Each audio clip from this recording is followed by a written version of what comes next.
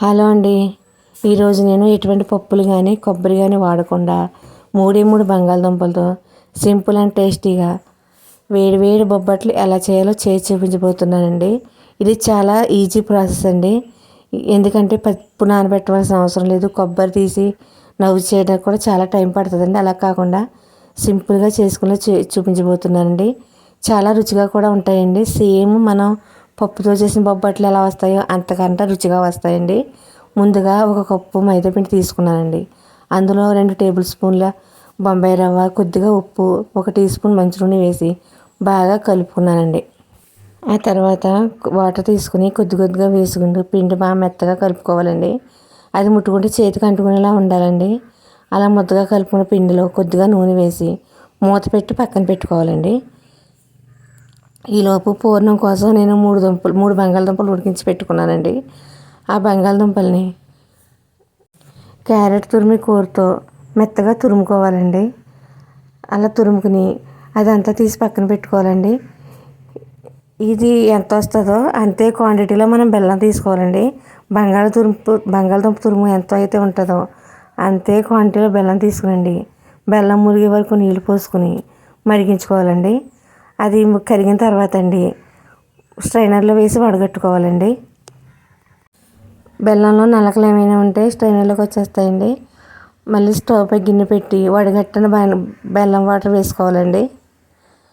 బెల్లం వాటర్ వేసి అది మరుగుతుండగా ఒక యాలక్కాయని దంచి వేసుకున్నానండి. ఆ యాలక్కాయ వేసి బాగా ఫ్లేవర్ దిగిన తర్వాత అండి ముందుగా తురుముకు పెట్టుకున్న బంగాళదుంప తురుము వేసుకునండి ఉండలు లేకుండా బాగా స్మూత్గా కలుపుకోవాలండి. అలా కలుపుకుంటూ దగ్గరగా ఉడికించుకోవాలండి. ఇది పూర్ణంలో దగ్గర అవ్వడానికి పెద్ద టైం పట్టదండి. 2 నిమిషాల కంటే ఎక్కువ పట్టదండి. బాగా సింపుల్గా ఉంటుందండి.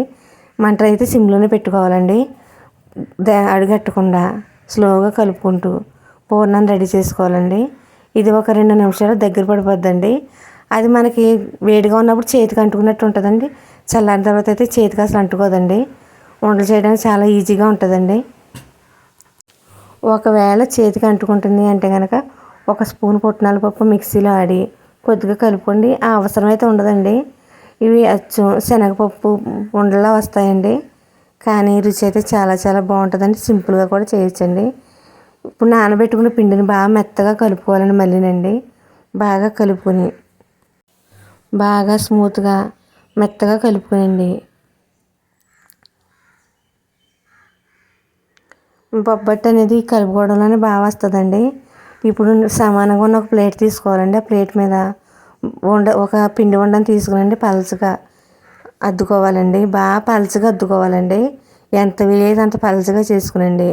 అందులో ముందు సిద్ధం చేసి పెట్టుకున్న ఈ ఉండ పెట్టుకోవాలండి. బంగాళదుంప పూర్ణం ఉండ పెట్టుకునండి. అది మొత్తం మూసేయాలండి. మూసేసండి పైకి వచ్చిన ఎక్స్ట్రా పిండి తీసేయాలండి. ఎంత పలచగా అయితే అంత పలచగా చేసుకోవాలండి. అది తీసేసిన తర్వాత అండి మళ్ళీ బాగా పలచగా అద్దుకోవాలండి. ఇది పూర్ణం బయటకు వచ్చినట్టు ఉంటుంది కానీ బయటకు రాదండి. మనకు అలా కనిపిస్తుందండి అంతే అండి. బయటకు అయితే రాదండి. బాగా వస్తాయండి. ఇప్పుడు స్టవ్ పై పెనం పెట్టి పెనం వేడెక్కనిచ్చి ఈ బొబ్బట్టు వేసండి. ఒకే అర నిమిషం ప్లెయిన్గా కాల్చించండి. తర్వాత చుట్టూ నెయ్యి వేసి దోరగా కాలనివ్వాలండి. సన్నని మంట మీద బాగా వేగనివ్వాలండి. అలా వేగిన బొబ్బట్టు తీసి పక్కన పెట్టుకుని మళ్ళీ ఇంకోటి చేసి చూపించున్నానండి. సేమ్ ఇదే ప్రాసెస్లో చేసుకోవాలండి. పూర్ణం బయటకు వచ్చినట్టయితే ఉంటుంది కానీ అసలు రాదండి. బొబ్బట్లు కూడా చాలా రుచిగా టేస్ట్గా ఉంటాయండి. చాలా సింపుల్గా చేసుకోవచ్చండి. మనం పప్పు నానబెట్టి అది ఉడికించి ఆ తర్వాత మళ్ళీ మెత్తగా పూర్ణం చేసుకుని చాలా టైం పడుతుందండి. కొబ్బరితోటైనా కొబ్బరి తీసి ఇవంతా చాలా టైం పడుతుందండి. అలా కాకుండా సింపుల్గా బంగాళదుంపలు ఉడికించండి. వెంటనే పూర్ణం చేసుకునండి బొబ్బట్లు చేసుకోవచ్చండి. చాలా సింపుల్గా ఒక అరగంట ప్రాసెస్ అయిపోద్దండి. బొబ్బట్లు మనం చెప్తాను కానీ ఎవరికీ తెలియదండి. అసలు ఎవరు కనిపెట్టలేరండి బంగాళదుంపతో చేసినట్టు. పూర్ణం బొబ్బట్ల కంటే చాలా చాలా బాగా వస్తాయండి. శనగపప్పుతో చేసిన బొబ్బట్లు వీటికి అసలు తేడా తెలియదండి.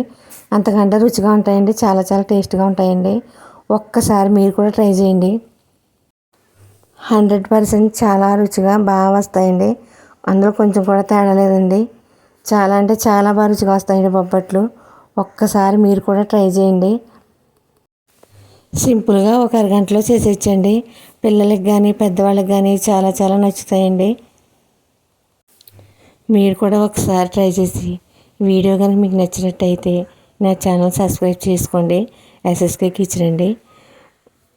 కామెంట్ చేయండి, లైక్ చేయండి, షేర్ చేయండి.